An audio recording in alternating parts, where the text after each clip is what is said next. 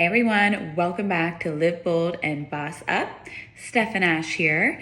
And actually, if it sounds a little different today, it's because it's me, Steph, doing the welcome. Usually it's Ash.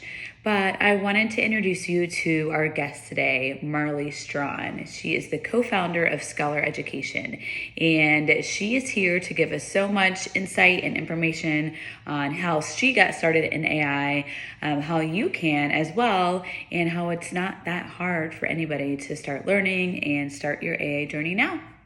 I'm so glad that you came today, like all the way in to record with us in person, because that's so special when we get to like be with you in person, and chat. And I've heard so many great things about when you get up and talk about AI, and you're so articulate and so smart. And so I'm really excited to like pick your brain and everything today. Maybe we should talk about, do you want to start on you made an interesting point before we started recording. You're like, you know, I never was in AI. Like, I'm not a super techie person. So, your main message is like, hey, anybody can use AI. Share with us about that because you're a practitioner initially and first and foremost, maybe. Yeah, absolutely. Well, thank you for having me. I really appreciate it. And you're absolutely right.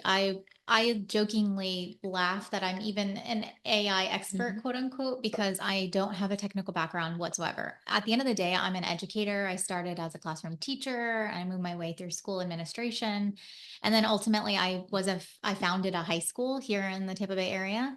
So my hat is always going to come from like the education sector and best practices for education. How can we impact students and learning? So throughout my education journey, I always leveraged technology to help with those things, whether it be in the classroom, to support my teachers in the classroom. But I always looked at technology as an opportunity to just elevate what we're already doing in the classroom and to support teachers with their everyday tasks and their responsibilities because there's so many. And then with students, like there's an opportunity to support them based on their individual need. And over the last 20 years, as you can imagine, a lot of tech tools have emerged in the space. And I've seen everything. When I first started as a teacher, basically we only had a projector in the classroom and one computer. Not funny, but it's Yeah. so true. It's evolved very quickly. And then the introduction of smartphones and kids having access to basically a computer in their pocket. And then schools basically having to be one-to-one schools because of COVID. Like a lot has changed in a very short time. So that being said, I'm not an engineer by trade. I'm not a technical person at all, but I've always like just looked at technology as a way for us to leverage it to support what we do, whether that's teaching or learning. Mhm. And then when AI was basically introduced to the general public, because we know that AI is not new necessarily. We've been using AI tools and some component for or some capacity in a variety of ways, whether it's your face recognition on your phone or if you're watching Netflix or talking to Siri or Alexa. These are all AI tools. But what really has made AI a household name now is generative AI, which was basically ChatGPT, right? Mhm. And that was November 2022. And actually, I was a principal and my students started using it. And I thought my teachers were stressed out because they saw it as an opportunity for them to cheat. Yeah. So I thought to myself, Marlee, you have to know everything you need to know about how AI works and how ChatGPT works. And then we need to get ahead of this. We need to teach the kids how to use it the right way. We need to teach the teachers how to use it the right way. So that's really where the like conversation started as how are we going to use AI and how does this fit into the education setting? And then, things quickly evolved. Well, and they're evolving constantly in the generative AI world, but I just started using it. And that would be my biggest piece of advice. Mhm. Don't be fearful. I jokingly, like I'll talk to my husband about different tasks that I'm doing now at Scholar Education. And I'm like, well, I created a bot for that. And he's like, what do you mean you created a bot? I'm like, Like a whole other language. it's not complicated. If I can do it, anybody can do it. So Mhm. my biggest piece of advice would be become a practitioner. It's very easy. These tools are designed. The reason why AI is a household name is because it is so easy to use. So it's easy for anybody to just get in there and start playing around with it. I will say I had a huge learning curve. I started using ChatGPT the same way that I would use Google. So I would say, give me a lesson plan for blank. And I was frustrated, to be honest, by my experience. So I had to research that it's not a search engine, right? I had to research what large language models were, and I had to research on how to get the best output. So I jokingly call myself a prompt engineer now, and anybody can be a prompt engineer, essentially just by learning the best way to make calls to these large language models, regardless of it being ChatGPT or Gemini or what is your preferred tool. So I immersed myself in just using the tools so I could discover what were the best use cases. And to be honest, that's exactly how scholar education, the idea evolved between me and my co-founder, just talking about what does the future of education look like with having this new technology in the hands of every student and teacher now. And it was just a very organic conversation that this is what the future is going to be of education. And we saw it as a huge opportunity to start building something now. So that's how scholar education began. And honestly, it's how my introduction to AI became, just by exploring. And, I always look at myself as somebody who loves technology. So if you're not that type of person who's just it becomes, it's in your intuition to just use it. It could be scary, but once you start using these tools, you'll really understand how impactful they can be. Wow. I love that. By the way, you just totally skipped over that you started your own school. Not a big deal to start your own school. Which has a great reputation. Yeah. Also, yeah. Wow. Very blessed. Once in a lifetime opportunity. Of course, it takes a village. So I was the founding principal, but I had a very supportive group of founders to support along the way. But yeah, building a school essentially from the ground up is not easy, but we accomplished a lot. We have a great reputation already because honestly, what it boils down to is we all had a joint vision, and we were glued to that vision from day one. And that vision was to create the best learning environment that we could for every child and really make learning meaningful. And we did that.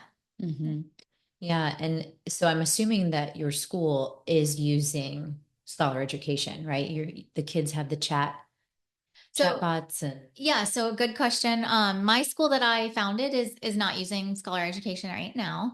I'm trying, I don't want to blend the lines a little bit between the two. Right. But so we can fast forward to where scholar education is now. Idea started about 18 months ago, and it just started with me and my co-founder very organically talking about what the future of education looked like. And then we quickly said we need to get it in the hands. We need to build an MVP, and we need to get it in the hands of the users, right? Of course, I have my own experience, but when you get it in the hands of an everyday teacher and students, you learn a lot. So we did that last August. So we launched a beta product in 6th and 7th grade humanities class in Pasco County.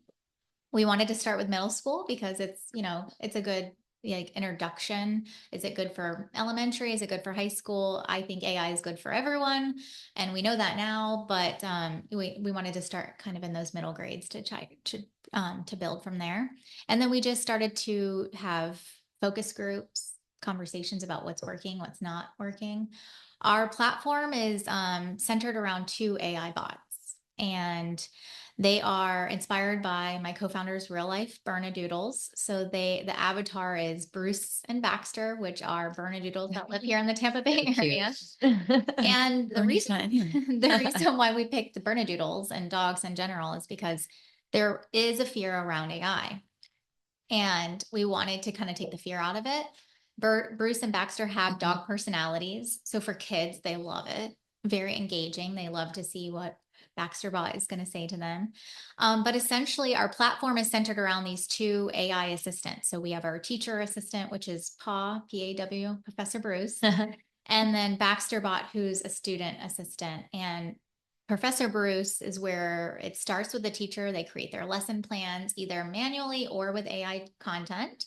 That lesson plan feeds directly into the student portal. Oh, okay.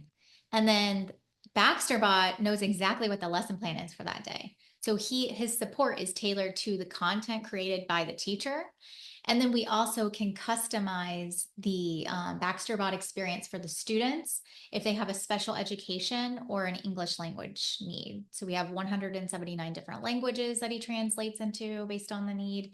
And then any student who has a 504 or an IEP, a special education accommodation, they have an accommodation toolbox. So their experience is tailored to their individual need.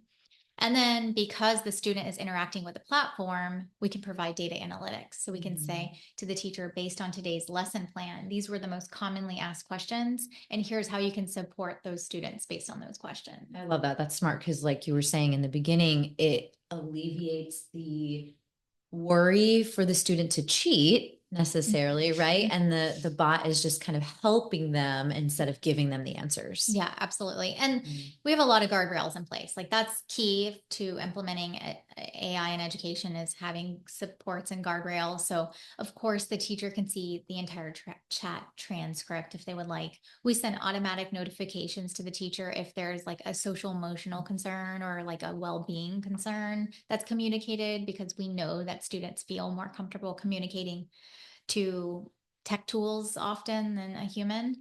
And then any sort of cheating alert is sent automatically. So the teachers appreciate that. They feel like they're embedding AI in their classroom, but in a safe way. So we kind of took away some of those fears and worries about what the kids can do.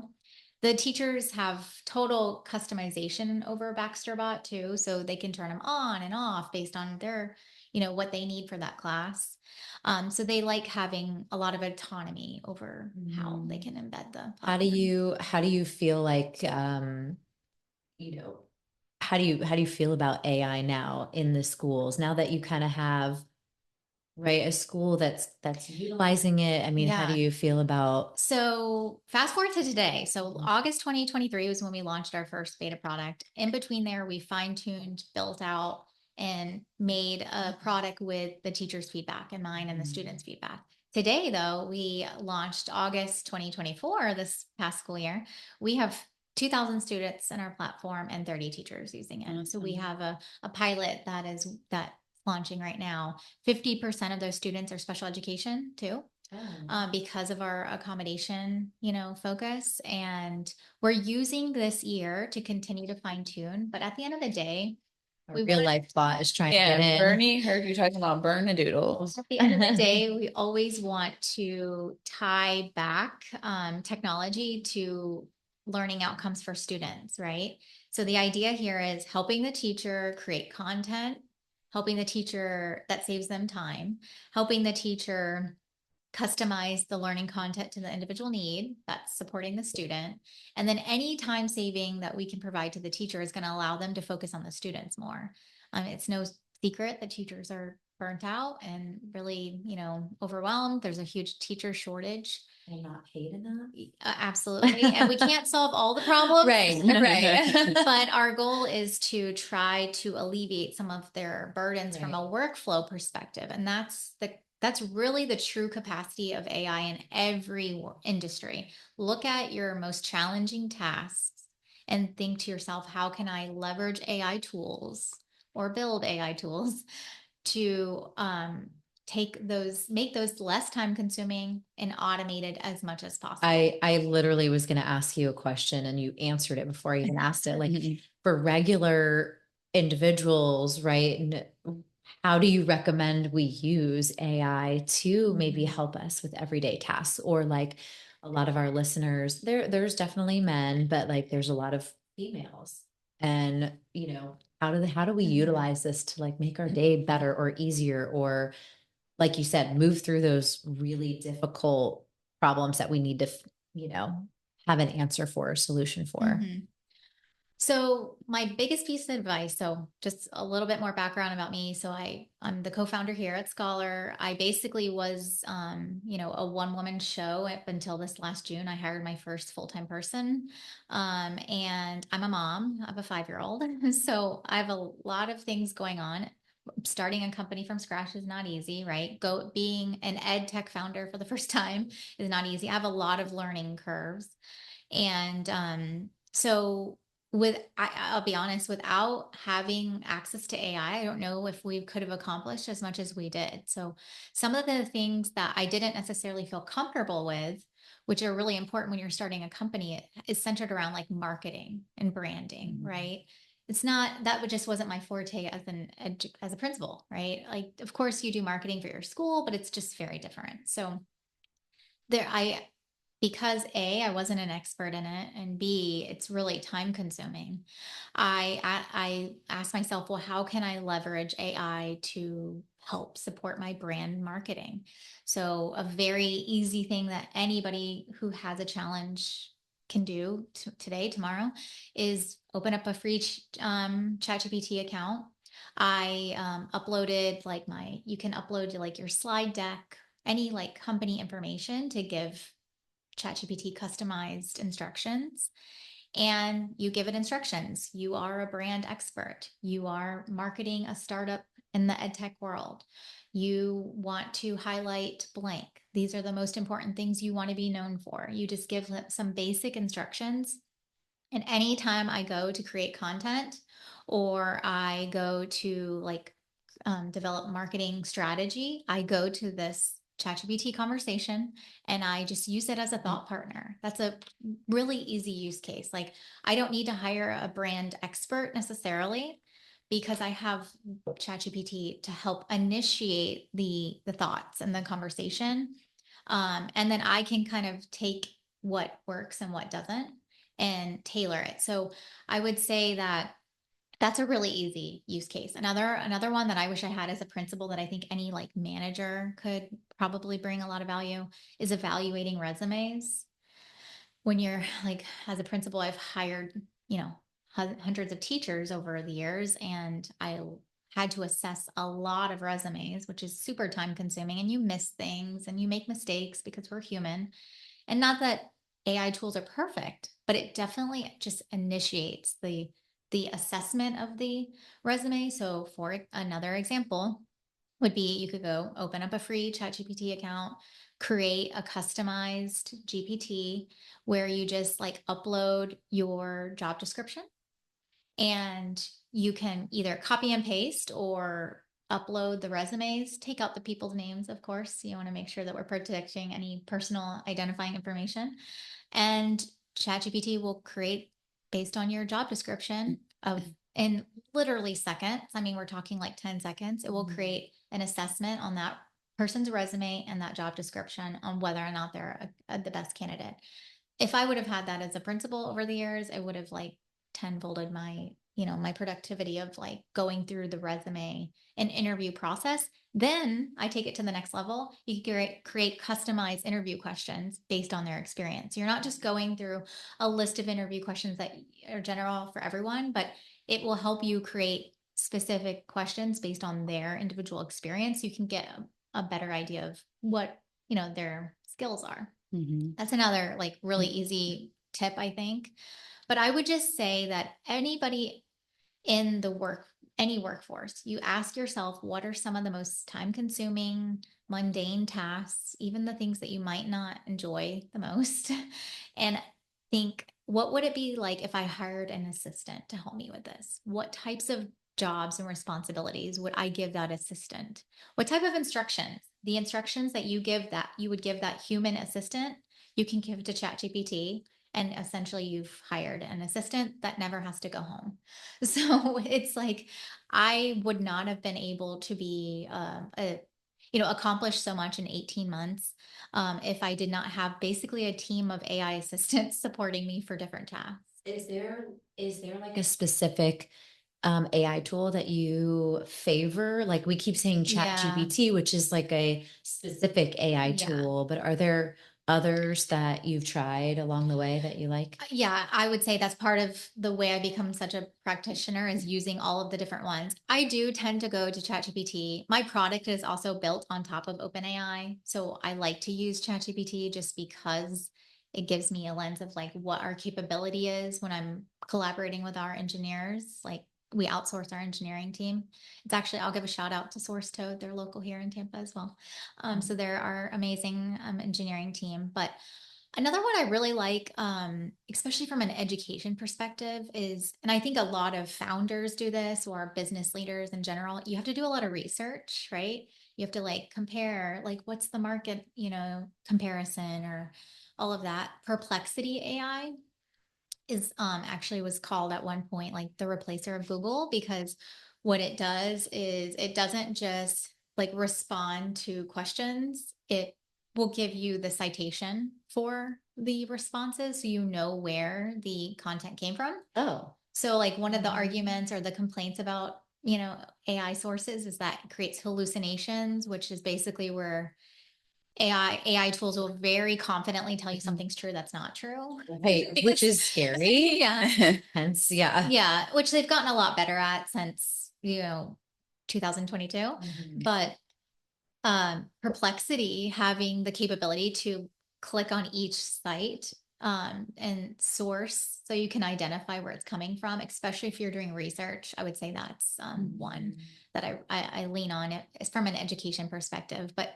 for me right now, I like ChatGPT because of the customization of like the GPT. So like I jokingly said earlier, I create bots. That's what I mean. Like I have a marketing bot. I have that branding bot that I talked about. I have a LinkedIn advisor. So I Oh. want to become Like that. a thought leader in AI and education. So I have a LinkedIn like AI assistant that will help me create my content for LinkedIn. I have Yep. I'm writing notes. Writing I notes. probably have Yeah. 25 different little assistants for different tasks. If I'm applying for a grant, you're looking for sources of revenue. If I'm applying for a grant, I will take the requirements for the grant and use my company's information, and it will help me start initiating the answers to the questions. Of course, you never want to copy and paste. You never want to just take what is on there. You want to assess it, but it jump starts it. If you're having a writer's block at all for any capacity, if it's like writing an email, just a response to an email that was angry, like you can use ChatGPT just to help you create that professional email and take off that burden of just like, how do I say this in a nicer way? Right. There's so many easy use cases. So you said open AI, which is like, is that the free chat GPT section? Because if you purchase it, then, and correct me if I'm wrong, but is that like your own world where you have to like train it to learn and know everything? Yeah, good question. So OpenAI is the company. That's the name of the company that created ChatGPT. Okay. So ChatGPT is just the user interface that you would go on and create an account. And yes, there's a free version, which you can do a lot with. Another thing I like about ChatGPT that, especially if you don't feel comfortable creating bots, it's so easy, but let's say you're just like, that seems a little intimidating to me.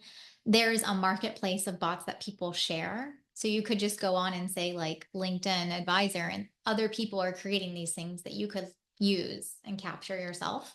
So that's which is the benefit of using the free one, right? Yeah. Okay. Yes. So OpenAI is the company that created ChatGPT, but with OpenAI, they have developer tools for people like me who want to leverage their large language model to build on top of. So what we do at Scholar and what a lot of companies are doing is you build your own proprietary technology, which is our teacher and student assistant, but we're leveraging their OpenAI API to their large language model to do that prompt engineering to make sure that our bots, Professor Bruce and Baxter, are doing what they should be doing as student and teacher assistants. So it's proprietary technology, but with really sophisticated prompt engineering on the back end. Love it.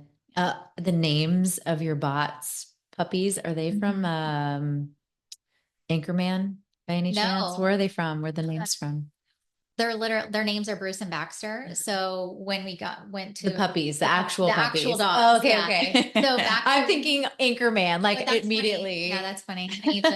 I've never made that connection. And then I mentioned earlier, because you guys have adorable dogs in the office, we are actually rolling out a parent, a family companion as well. We feel that that's one of the spaces in AI that's really not talked about right now. We're talking a lot about teachers and we're talking about a lot about students, but there's a stakeholder that's really important, which is the parents. Mhm. And now that we have a lot of AI data, we can provide parents a lot more insights about how their students are doing, but also we can help them with actionable steps. I'll use my own kid as an example. He's in kindergarten. He took his first state assessment. I'm a high school background. I don't know anything about the STAR test and what that means. And I just thought to myself, as I'm going and logging in to view his scores, I don't know what they mean. I don't know what to work on. I don't know what I can do at home to support him. And I thought to myself, it would be really great to have an AI assistant, a companion, where I can say, tell me about these scores. What do they mean? What do you recommend for me to do at home? What Yes. types of books could I read to help? Mhm. This is a easy use case for AI tools, and it doesn't exist in the space. And so my little guy, my 4-month-old Bernedoodle sailor, he will be the inspiration behind the parent companion. So we'll have 3, AI Bernedoodle assistants. I Yeah. love Mhm. that. Because that kind of alleviates a little bit off the teacher's shoulder. But then also, as I'm thinking about like being in my own parent teacher conference, you're like, you feel so, what's the word I'm looking Overwhelmed? for? Huh? I said overwhelmed. Overwhelmed. That's Yeah. how I Like feel. pressure to like ask Yeah. all the questions I need now while I have you. Mhm. So I love that. That's And great. you don't know what to ask. No, you don't. That's the Right. problem, is like, even me I'm in the education world, but I'm not an expert in kindergarten. Mhm. I've never taught somebody to read. I've never taught them how to do addition. Mhm. So I even have difficulty with that. So having even just like a basic snapshot of how my son did every day, but then like actionable steps. I think parents, they go onto their parent portal and it's just a bunch of static information, right? It's their grades, it's how they did on a test or whatnot. But there's like, what do you do with that information? Right. And at the end of the day, with AI in general, that's where we really can have value. And every industry is taking the data and making it making actionable steps with that data. Mhm. I read on your website too that I like how the students puppy bot, I'm probably butchering all this, but but I like how they take what they're learning and kind of morph it into real world experiences. Cause like I hear from my middle schooler, she's like, when am I ever going to use this? This is so stupid. And I'm like, okay, I need to like correlate like what she's learning and why she's learning it and where it's going to help her out. So I love that part. Yeah, that's one of the things that we've, done with our programming of Baxterbot, is to include real life application, because at the end of the day, the kids have so much access to information at their fingertips now. They aren't going to need to know like just remote facts. They need to know how to apply them. And that's where the critical thinking skills come in, and that real life application. So, rewinding to when I founded the high school, where the whole mission is centered around project-based learning, which is real life application. So this is really like not new in the education world, but AI is going to make critical thinking skills even more necessary, because not only is Google available now you have something that will honestly generate, which is generative AI, right? Generate text based on just basic commands. So we really have to be preparing these students for what the real world will be like when they go to the workforce. Right. Selfish question. I'm Mhm. totally firing away questions. No, I'm it's not letting okay. stuff I have in. 1,000 questions in my head that I've been just storing up. So you mentioned like, did you say critical thinking, or is that critical thinking is like what you really need to work on? Like you have to have that piece. What's something that we can have these, students or even ourselves like work on? How do we flex that muscle so that we don't become obsolete? That's so like end of the world kind of thing, but like, so that we're still important or we can still add value, right? As these like AI things come into play, like how do we flex that muscle of critical thinking? Yeah. So my biggest piece of advice for parents or for anyone, but ask yourself why. So it's like when I'm talking to my 5-year-old in the car, we'll talk about things and he'll ask, and if you notice when your kids are young, they always ask why, like, why does that work? And then sometimes then eventually that just goes away. Like you don't know when, but it just stops, right? You just stop asking why. So one of the things I would always challenge to kind of continue to work that muscle when you're talking to your kids or in the classroom or whatnot is just completely asking yourself why. Like, why does this work? How does it work? Those will be the critical thinking components. And then another piece of advice would be like, how does this apply to the real world? So like, okay, why does this exist? And then how can we apply it to whatever it is that was kind of what our mission was at my high school as well. And it continues to be so because those are the skills you need. So it's looking at information, being able to assess the information. We talked about hallucinations, right? That's another challenge that kids have, is that they don't know that these AI tools aren't completely reliable. So being able to assess and determine, is this accurate, is it not, and then that application of it. It's like a whole other wormhole is like what's real and what's not. Correct. And this goes into so many different things, but one of the things that I'm really passionate about is we need to be teaching kids about AI literacy, right? I talk to like I said, my kid isn't going to know a world without AI technology. He talks to Alexa all the time. If he's watching YouTube, it's recommending other things. These are all AI. This is a version of AI that we've already been using. So I think that there has to be a conversation with your kid as young as kindergarten about what AI is. Even if you don't understand how it works, you just talk to them just from a very basic perspective that these are computer, programs, right? This is made by a human, right? Humans aren't perfect. So therefore technology is not going to be perfect. So as we use these tools, we need to, and I'll say little things to my son, like, okay, YouTube is making recommendations based on the last silly thing you watched.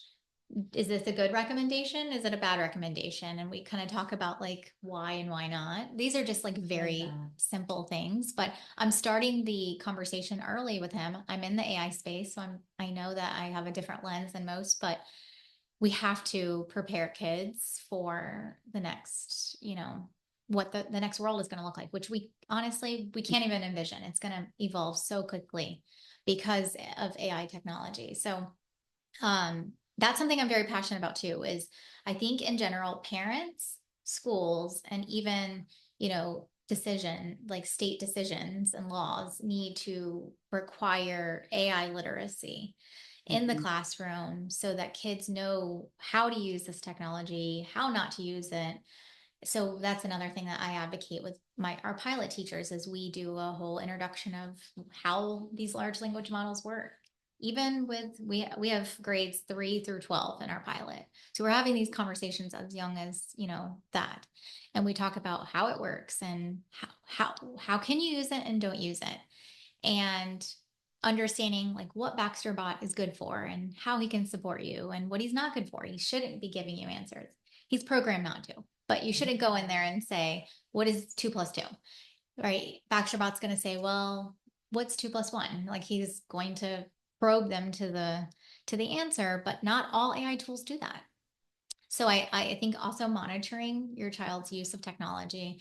I'm a huge advocate. I don't want to get into like just parents and AI, right. but I'm a huge advocate for the book, The Anxious Generation. I don't know if you guys have read that, but it's basically talking about the impacts of just technology in general. And this book was written before AI like was introduced to the general public.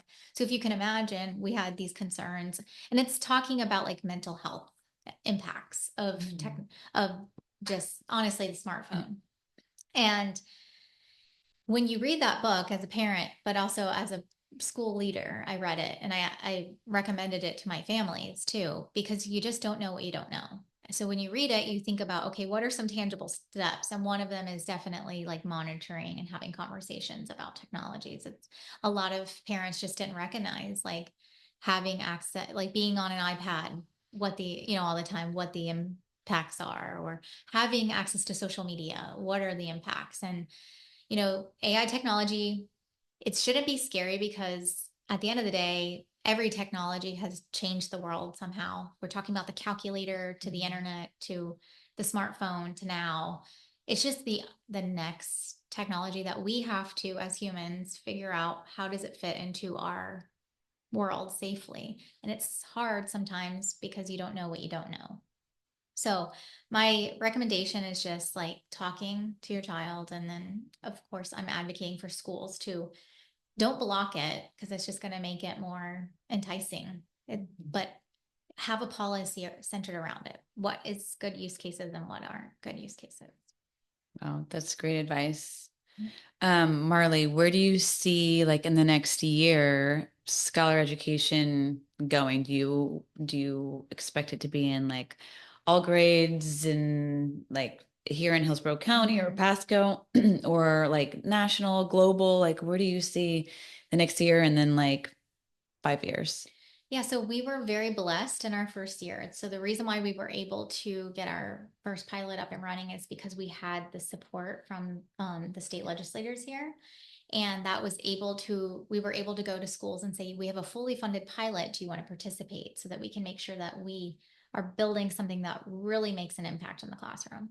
So what our goal is to expand in Florida. And we're working on that as we speak, getting the word out there, doing demos, making sure that they know that scholar education is a tool that's available. And then we would like to expand into other states. We have a really strong opportunity in North Carolina right now, and then also Georgia. So those are probably the 2 states that we'll be expanding into next.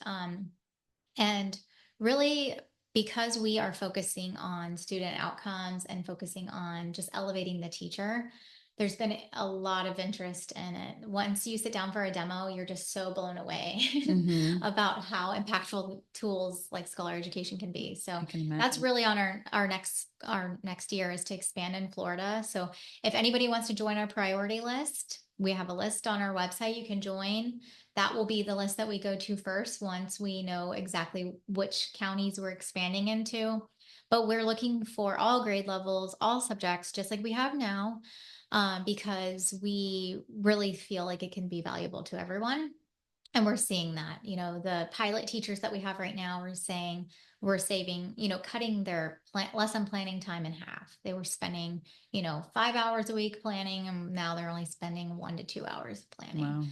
Wow. We're hearing from the students that a lot of different things, but one thing that stands out to me is, especially as a former principal and teacher, you often have kids in the classroom who don't feel comfortable asking questions. They sit there in silence. You don't even know if they have a question because they're really good at hiding it. A huge increase in engagement because they feel comfortable interacting with Baxterbot, who has a fun dog personality, who knows what the lesson is that day. And their experience with Baxterbot is going to be different than if they just go onto ChatGPT, right? Because it knows the content, it knows the standards. It's tailored to what the teacher has designed in the lesson.